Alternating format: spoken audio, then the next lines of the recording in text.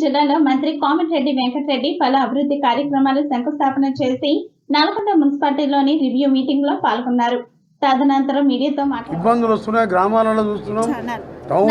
జిల్లాలో మంత్రి కోమటిరెడ్డి వెంకటరెడ్డి పలు అభివృద్ధి కార్యక్రమాలు శంకుస్థాపన చేసి నల్గొండ మున్సిపాలిటీలోని రివ్యూ మీటింగ్ లో పాల్గొన్నారు. తదనంతరం మీడియాతో మాట్లాడుతూ 6 గ్యారెంటీలు అమలు చేస్తున్నా ఊళ్లకు పోతే నీళ్ల సమస్యలతో కళ్ళల్లో నీళ్లు వస్తున్నాయి. డబ్బులు ఆశతో కేసీఆర్ అల్లుడు కొడుకులు హైదరాబాద్ లో టానిక్ షాపులు, ఢిల్లీలో మందు షాపులు, కాళేశ్వరం పేరుతో దోపిడీ చేసి దక్షిణ తెలంగాణను నాశనం చేశారు. అందుకే రిజల్ట్ వచ్చిన రోజే కేసీఆర్ నడుము విరగొట్టి దేవుడు శిక్ష వేశాడు. డిఎండి ఎస్ఎల్బీసీ పూర్తి చేస్తే ఈ పరిస్థితి వచ్చేది కాదు. రోజుకు 4 పార్టీ మారుతుంటే బీఆర్ఎస్ ఎక్కడ ఉంటుంది? కేసీఆర్ దళితుడని ముఖ్యమంత్రి చేస్తానన్న మొదటి హామీనే అమలు చేయలేదు. బీఆర్ఎస్ మొదటి 5 ఏళ్లలో మహిళా మంత్రి లేని రాష్ట్రం కాబట్టే వారి ఉసురు తగిలి కరువు వచ్చింది. అన్ని వర్గాలకు న్యాయం చేసింది కాంగ్రెస్ పార్టీనే. చచ్చిన పాము లాంటిది బీఆర్ఎస్ పార్టీ. ఎంపీ ఎన్నికల్లో ఈసారి ఒక్క సీటు రాదు అని ఆయన అన్నారు. ఇబ్బందులు వస్తున్నాయి, గ్రామాలలో చూస్తున్నాం, టౌన్లలో చూస్తున్నాం. దీని మీద ఎట్టి పరిస్థితుల్లో ప్రజలకు ఇబ్బంది రావద్దు. దీన్ని నీటిని పొదుపుగా వాడడం కాకుండా ఉన్న నీళ్ళని ప్రాపర్గా అన్ని కాలనీలకు సరఫరా చేయడం, గ్రామీణ ప్రాంతాల్లో కూడా ట్యాంకర్ల ద్వారా కూడా బోర్ వాటర్ కూడా అలాగే డ్రింకింగ్ వాటర్, ఫిల్టర్ వాటర్ 2 చేసే విధంగా కలెక్టర్ గారు, మున్సిపల్ చైర్మన్ గారు, వైస్ చైర్మన్ ఆఫీసర్లతో, ఎస్సీఆర్డబ్ల్యూఎస్, ఎస్సీ పబ్లిక్ కౌన్సిలర్తో, అధికారులతో రివ్యూ చేసినాం. అందుకనే మన ఎన్నికల్లో సరిపోను కర్రు కాల్చి వాత పెట్టే విధంగా 36 సీట్లకు 32 సీట్లు, మిగిలిన సీట్లు కూడా బొటాబొటి మెజార్టీతో గెలిచిందో అది కూడా ఓడిపోయినట్టే లెక్క. ఇవాళ ఈ 3 జిల్లాలు మంచినీళ్ళు లేకపోవడానికి కారణం కేసీఆర్ గారు సెక్రటరియట్కి వెళ్ళి, ప్రగతి భవన్కి వెళ్ళి బయటికి రాకుండా ఎప్పుడు ఇంట్లోనే కూర్చొని ఆంధ్ర కాంట్రాక్టర్లకు లక్షల కోట్లు దోసిపెట్టి ఇవాళ మొత్తం కూడా మాకు కళ్ళ నీళ్ళు వస్తున్నాయి. ఊళ్ళలోకి పోతే ఈ దుర్మార్గుడు కేసీఆర్ అల్లుడు కొడుకు డబ్బు ఆశపడి, డబ్బు ఎమ్మడి పడి హైదరాబాద్లో టానిక్ షాపులు, ఢిల్లీలో మందు షాపులు, కాళేశ్వరం, పాలమూరు దోపిడీ దోపిడీ దోపిడీ అని చెప్పి మొత్తం కూడా ఇవాళ దక్షిణ తెలంగాణ నాశనం చేసిన దుర్మార్గుడు.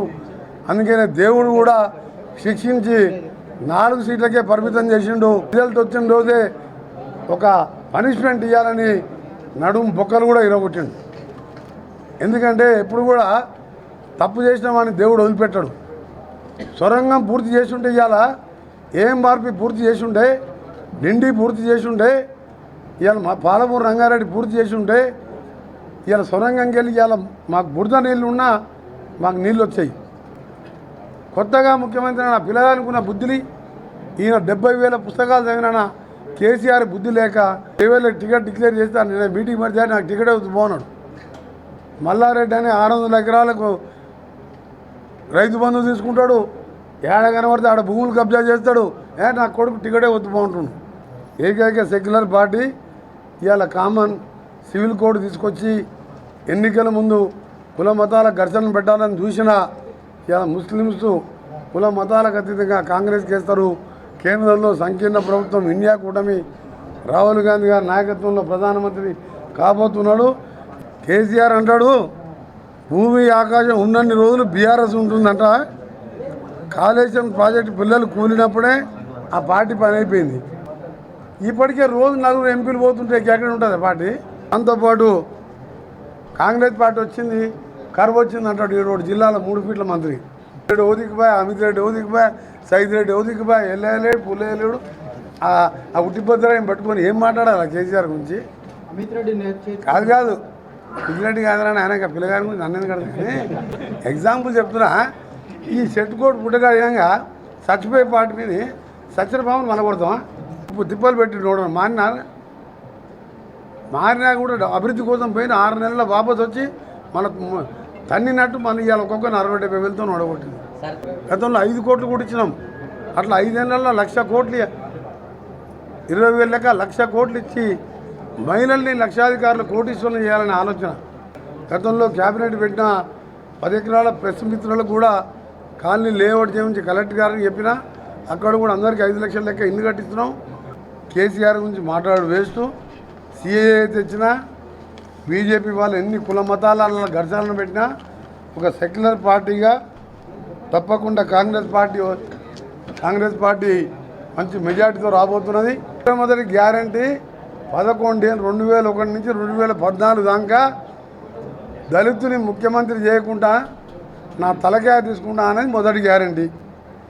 ఇక కేజీ 2 పీజీ ఇంటికో ఉద్యోగము బిడ్డ వచ్చేయడం చాలా చేసిన వాటి 1,00,000 హామీలు ఇచ్చిండు. అన్ని వర్గాలను కలుపుకునే పార్టీ. ఇవాళ మా దగ్గర 2 మహిళలు ఉన్నారు. మొదటి 5 ఏళ్లలో మహిళా మంత్రులు లేని రాష్ట్రం కాబట్టి ఇవాళ ఆ మహిళల ఇవాళ ఉసురు దాకే ఇవాళ కరువు వచ్చింది. మొదటిసారి మహిళలు లేరు, మాలలు లేరు. మొన్న మాదిగలు లేని క్యాబినెట్. ఆ పార్టీ గురించి మీరు క్వశ్చన్లు అడగొద్దు, నేను చెప్పా.